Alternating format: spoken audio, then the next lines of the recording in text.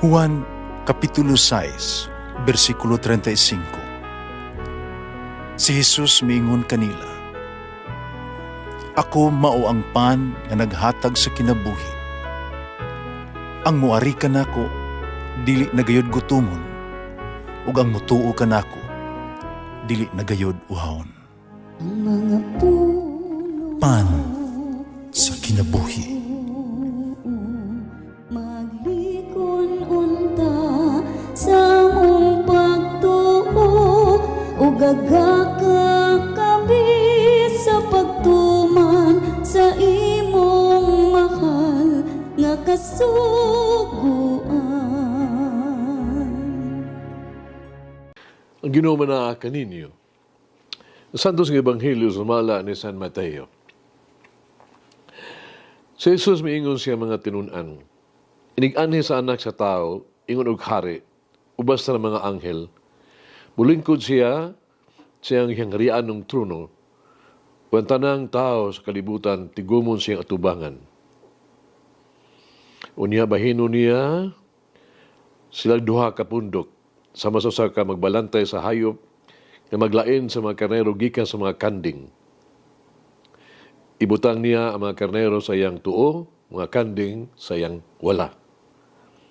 O niyang hari moingon sa mga tao sa iyang tuo, "Umari kamo, gipandalanginan sa akong amahan. Dawatan ninyo ang gingharian nga giandam alang kaninyo. Sukapagod sa pagbuhat sa kalibutan. Gigutom ako, inyo akong ipakaon. Giuhaw ako, inyo akong ipainom. Dumuduong ako, inyo akong gidawat sa inyong balay. Hubo ako, inyo akong gibistihan. Nang masakiton ako, inyo akong gialimahan. Nabilanggo ako, inyo akong giduaw." Niya mutubag kaniya ang mga matarong. Hinuo kano sa man kami, makita kanimong gigutom, gipakaon kanamo, giuhaw, gipainom. Kano sa man kami, makita kanimo, nga dumuduong, umidawat kami kanimo sa mga balay, uhubo, gibistihan kanamo. Kano sa man kami, makita kanimo, nga nagmasakiton, o gibilanggo, o giduaw kanamo. Yang hari mutubag kanila, sultihan ko kamo. Sa matag higayon, maghimo kamo ni inialang sa labing ubos ni ining akong mga igsuon. Gihimo ninyo kini alang kanako. Nga maingon siya ngadto sa mga tao sa iyang wala, "Pahawa kamo kanako, kamong gipanghimaraot sa Dios. Ngadto kamo sa kalayo nga walay pagkapalong nga giandam alang sa mga yawa og siya mga anghel. Gigutom ako, apang wala ko ninyo pagkana. Giuhaw ako, apang wala ko ninyo paimna. Dubuduong ako, apang wala ko ninyo dawata sa inyong mga balay. Hubo ako, apang wala ako ninyo bistihi. Nang masakiton o nabilanggo ako, apang wala ko ninyo alimahi." Nimutubag sila kaniya. Yan mo kano sa aman kami makita kanimo, gigutom, giuhaw, o dumuduong, o hubo, o masakiton, o nabilanggo, wala kami mutabang kanimo. Ang hari mutubag kanila, "Sultihan ko kamo, sa matag higayon, nga nagdumili kamo pagtabang sa usan ining labing ubos. Nagdumili kamo sa pagtabang kanako. Usa kini sila ipadala ngadto sa walay pagtapusang silot, apan ang mga matarong ngadto sa kinabuhing dayon." Ang Ebanghelyo sa Ginoo. Pasalamati ang Ginoo, kay siya maayo. Ang iyang gugma mulungtad, hangtod sa kahangturan. Pasalamati ang Diyos sa tanang mga Diyos. Ang iyang gugma malungtaron. Pasalamati ang Ginoo sa mga Ginoo. Ang iyang gugma malungtaron.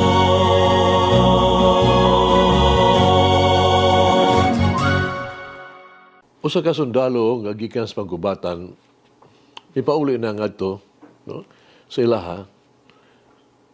Pero mitawag usa siya gidikanan diha sa telepono. Yamihangyo, nga mahimo ba nga magdala siya usa ka higala nga baldado na putla na tiil o nga kamot. Mahimo ba siya nga puyo uban kanato pong panihan? Siya walay dapit nga pag-adtuan, way kapaingnan, mingon ang anak. Ngadto siya gilikanan gitawag. Ang iyang amahan mitubag. Apan dong, apan kining baldado, mahimo kining usa ka palas-unon kanato, a burden to us. Pasagdi lang siya, tiyang tawhana, mabuhi siyang kaugalingon. Umani atong pagkaistorya nila, wala na sila makadungog gikan sa ilang anak. Paglabay sa pila ka mga adlaw, nanawag mga kapulisan, ano pa may pahibalo, na nagpalga nila ang ilang anak nga patay, na naghikog. Ang maginikanan, miadto sa morgue, aron pag-ila sa ilang anak. Sa ilang pag-ila kaniya, sila natinghala, pagkita kaniya, nga adunay usa lamang kabukton, usa katiil, badado di ay. Ang inahan, mitiyabaw, nagkaingon, kung hibalong palang ako, nga di ay siya mao, ang badado. Kini mga pagmahay sama sa tao ang gitawag sa Ebanghelyo karon nga kanding, mga kanding.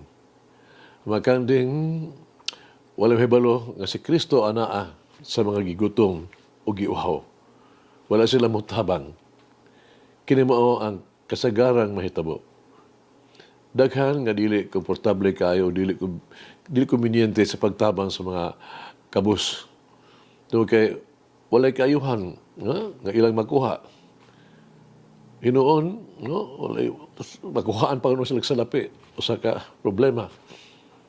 Ang uban nagtuo nga delikado pa gani pag atiman kanila ng mga estranghero, wata mahibaw unsa klase sa mga tao.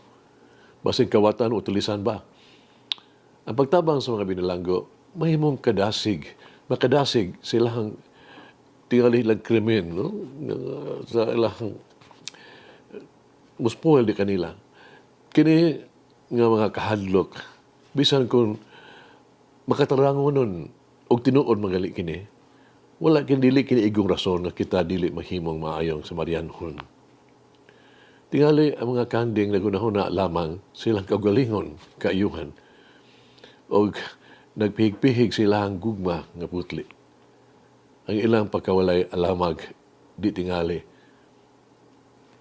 ilang sala, apan bisan pa ni ana sila silutan.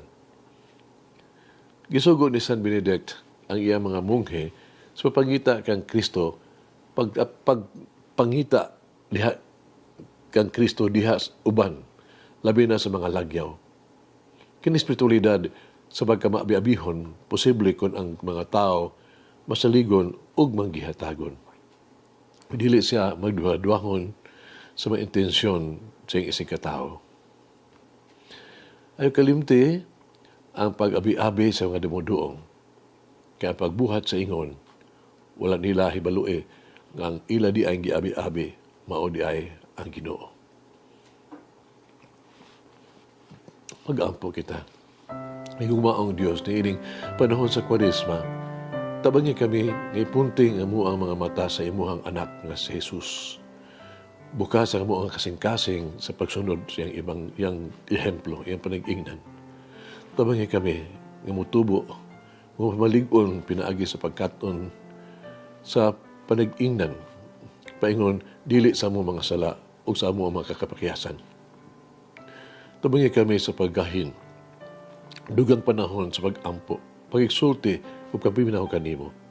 Tabangi kami na makita ang mga panginahanglan sa uban. Ipaambit kung unsa anaa kanamo sa makabus, gutom, ug walay pulianan.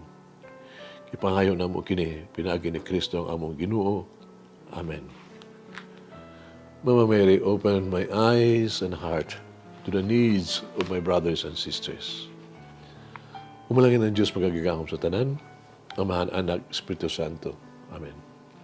May the Lord of the divine mercy bless us all, heal us from all diseases and suffering.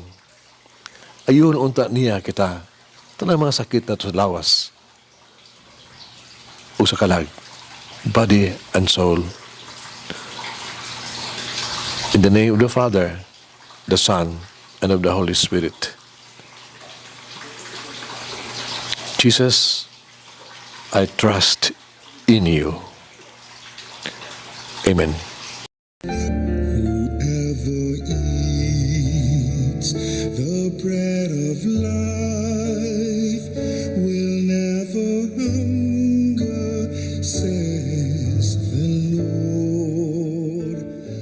Kay galaan inyong nabati ang pagpaambit ug hamubong pamalandong sa pulong sa Dios pinaagi sa tulumanon pan sa kinabuhi nga gidumala ni Monsignor Daddy Silva.